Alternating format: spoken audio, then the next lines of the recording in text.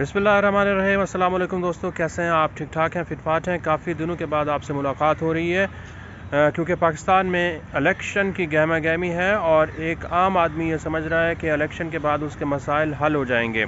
लेकिन आज बहुत ही एक अजीब किस्म का वाक़या जो है वो सेनेट की कायमा कमेटी ख़जाना के सामने पेश आया है, जिसमें 41 करोड़ रुपए का गबन एक बरतानवी नयाद शहरी के साथ हुआ है। वो बिजनेसमैन जिनका ताल्लुक़ पाकिस्तान से है, बरतानिया में वो सेटल हैं, लेकिन उनके साथ 41 करोड़ रुपए के डकैती कर ली गई है। हुआ कुछ यूँ है कि आम तौर पर जब हम बैंक में जाते हैं और बैंक में अपने पैसे जमा कराते हैं तो हमें ये यकीन होता है कि बैंक के अंदर जो हम पैसे जमा करा रहे हैं वो यहाँ पर महफूज रहेंगे, कोई इनके ऊपर चोरी नहीं होगी, कोई डकैती नहीं होगी। लेकिन अजीब-व-गरीब किस्म के अब पाकिस्तान में वाक़यात हो रहे हैं। पहले भी एक इसी तरह का वाक़या पेश आया था, लेकिन अब तो हद ही हो गई है। ये जो बिज़नेस मैन हैं जिनका ताल्लुक़ पाकिस्तान से है, उन्होंने 41 करोड़ रुपए बैंक दुबई इस्लामी में जमा कराए थे और 5 साल के लिए जमा कराए थे कि उनको प्रॉफ़िट मिलता रहेगा। लेकिन छठे साल 2023 में उनको ये बताया गया है कि उनका 41 करोड़ रुपया जो है वो वहाँ से निकाल लिया गया है। जाली चेक्स के ज़रिए, जाली दस्तखत के ज़रिए उनकी ये जो रकम है बैंक दुबई इस्लामी से निकाल ली गई है और इसमें बैंक का जो अमला है वो भी मुलव्वस है, बैंक के मुलाजमीन और बैंक के जो मैनेजर है वो भी मुलव्वस हैं।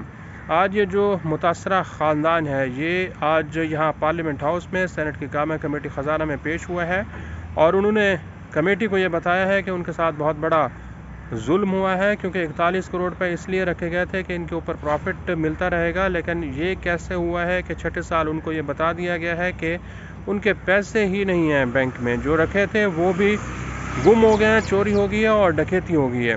कमेटी के सामने उन्होंने क्या रोदाद पेश की है, पहले आपको वो सुनवाते हैं।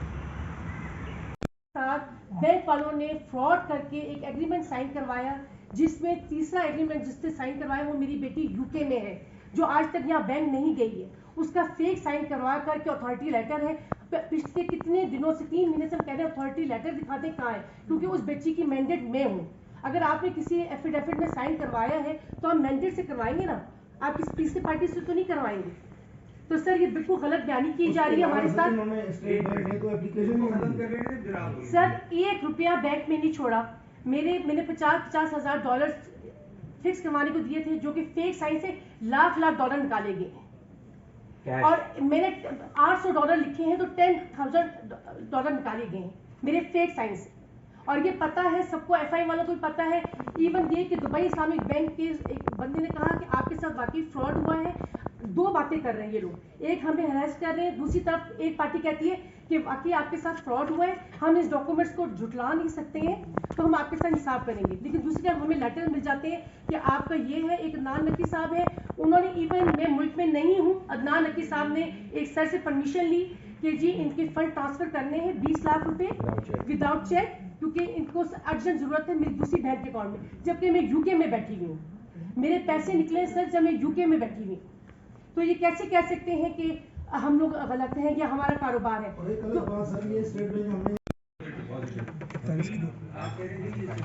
करोड़ रुपया 610 में उसमें भी उस अकाउंट से एम्प्लॉय ने पैसे निकाले थे, वो एम्प्लॉय ने ट्रांसफर किए थे सारे बाहर पैसे।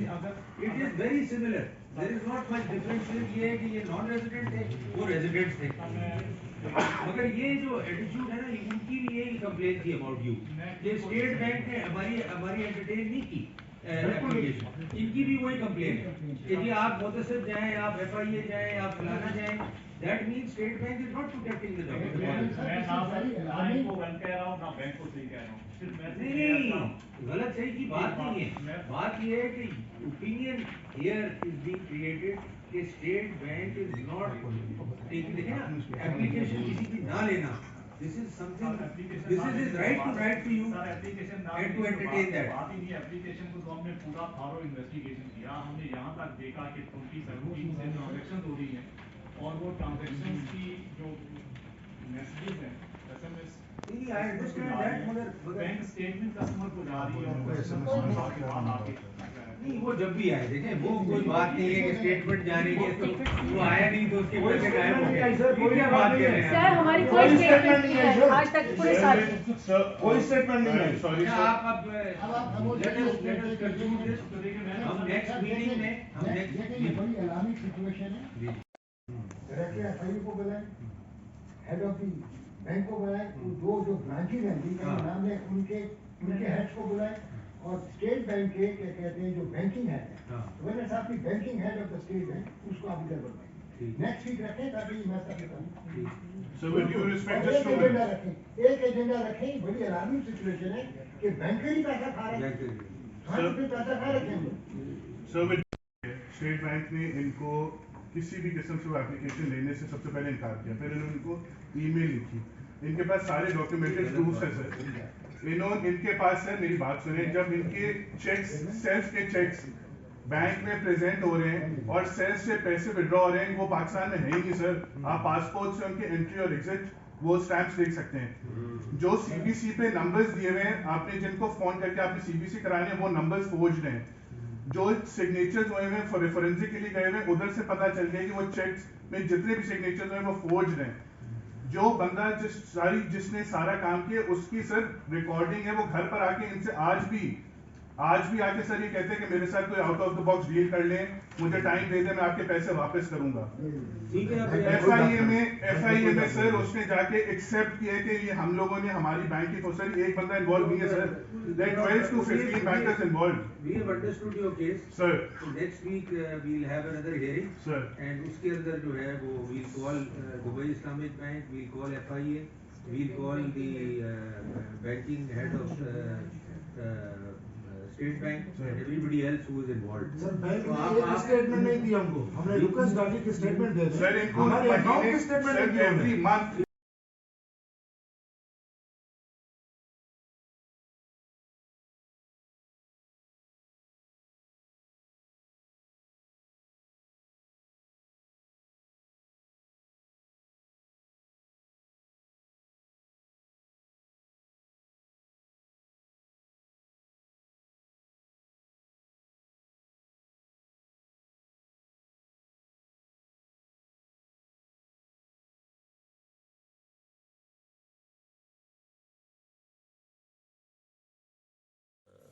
Manage the banks. मैं तो यही देख रहा हूँ सर। इतने हाई लेवल पे आके दादरसी क्यों हो रही है कि वो सेनेट की स्टैंडिंग कमेटी में देखिए, अब यही तो मुझे अफसोस हो रहा है कि वो कहते हैं हम स्टेट बैंक को अप्रोच करते हैं, उधर से कोई जवाब नहीं मिलता, हम किसी और एजेंसी को अप्रोच करते हैं, उससे जवाब नहीं मिलता, तो इवेंचुअली वो बैंक अल हबीब वाले भी तंग होके हमारे पास आए थे, ये भी तंग होके आए हर जगह से नो करके, फिर इनको पता नहीं किसी ने बताया होगा कि आप कमेटी जाएं, वहाँ जाके शायद आपका मसला हल हो जाए। मगर स्टेट बैंक को देखें, जितना वो बैंकों का ख्याल करते हैं इतना ही उनको डिपॉजिटर का भी ख्याल करना चाहिए। आपने किसी इदारे को तो दोस्तों सुना आपने कि ये जो मुतासरा ख़ानदान है वो बार बार चीख कर ये कह रहा है कि उनके अकाउंट से एक दिन में एक लाख डॉलर्स तक का जो कैश है वो निकाला गया है और उनको ये बताया तक नहीं गया। अब सूरत हाल ये है कि स्टेट बैंक ऑफ पाकिस्तान, जिसका काम एक बैंक के जो सारिफीन हैं उनका तहफ़्फ़ुज़ करना है, वो उनका तहफ़्फ़ुज़ करने के बजाय जो बैंक्स हैं, निजी बैंक्स हैं, उनके मफादात का तहफ़्फ़ुज़ कर रहा है। और ये बात जो सेनेट की कामा कमेटी ख़जाना के चेयरमैन हैं सेनेटर सलीम मांडवी वाला, वो भी कर रहे हैं कि स्टेट बैंक ऑफ पाकिस्तान को अपना रवैया दुरुस्त करना चाहिए। जो सेनेट के अराकीन हैं वो भी ये कह रहे हैं कि अगर इसी तरह की कार्रवाइयाँ पाकिस्तान में जारी रहीं तो फिर पाकिस्तान में कोई भी शख्स पाकिस्तान में पैसा भी नहीं भेजेगा, बैंकों में अपनी रकूम भी जमा नहीं कराएगा, क्योंकि एक जो एतमाद है वो उठ जाएगा। बैंकों की जो निजी बैंकों की सूरत हाल है उसके ऊपर सेनेट के जो अराकीन हैं वो भी तशवीश का इजहार कर रहे हैं कि ये किस तरह का मुल्क है कि जहाँ पर एक बिज़नेसमैन, एक आम आदमी अपने पैसे बैंक के अंदर जमा कराता है, लेकिन रातों रात अचानक उनको ये पता चलता है कि उनके जो पैसे हैं वो वहाँ से निकाल लिए गए हैं, और उल्टा जो सारिफीन हैं उनको उनकी शिकायत सुनने के बजाय उनके ख़िलाफ़ केसेस शुरू कर दिए जाते हैं। FIA उनको नोटिस भेजना शुरू कर देता है और उनको हरासा भी करना शुरू कर देता है। तो ये 41 करोड़ रुपए का जो गबन एक स्कैंडल मंजर आम पर आया है, ये पाकिस्तान के जो हुक्मरान हैं उनको सोचना चाहिए कि ये किस तरह का मुल्क है जहाँ पर ना तो कोई कानून है ना तो कोई आइन है, और जो ट्रस्ट लेवल है बैंक का और जो सारिफीन का वो भी ख़त्म होता हुआ दिखाई दे रहा है।